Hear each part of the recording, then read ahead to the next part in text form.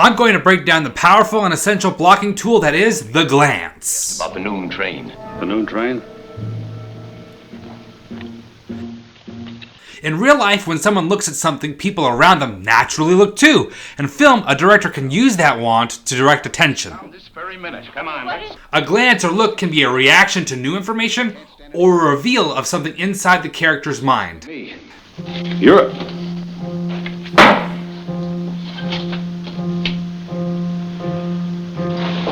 I haven't got time, Harv. You can't stand anybody... The clock sounds comes just before he stops himself. It is his thought. Music and sound can be a great tool. Also remember what happened in Poltergeist when the little girl seems to react to the film score?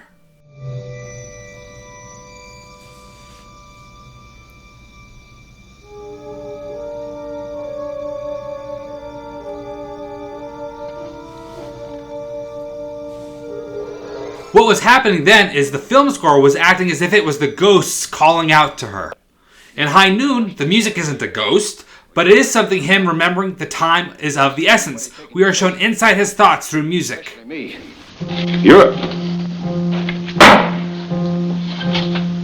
Without needing supporting music to show a realization, a character can pause and look up. Did you say 38? Or even turn to face someone if supported by dialogue. It's a velociraptor. You bred raptors.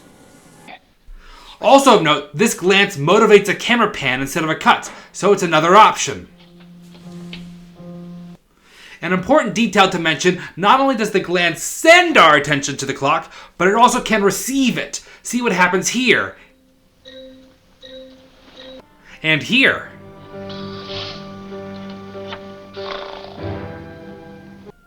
They did a fun thing here. This glance is using the cutaway as a pivot point to another scene. Here the glance sends us.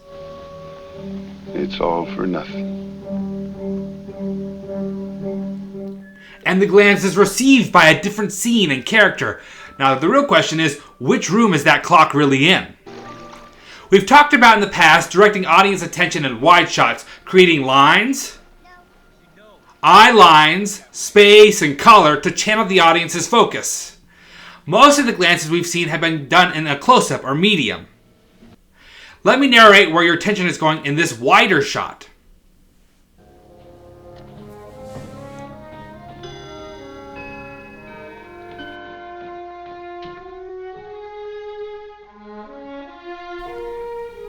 The empty space in the grandfather clock being on the frame's right third draws our attention to it.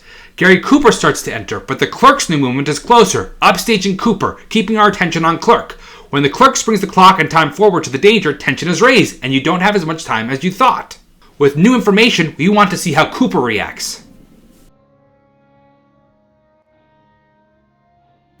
The glance away is also powerful. But then the clock chimes. Not only is the clock more intense, but its interrupting chime repeats the beat, further escalating tension, forcing him to look again. Both Cooper's walking and the clerk's look move together to motivate the pan.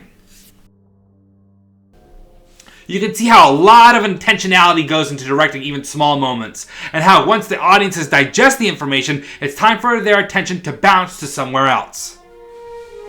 In a busier moment here, several characters are receiving the glance in a wider shot.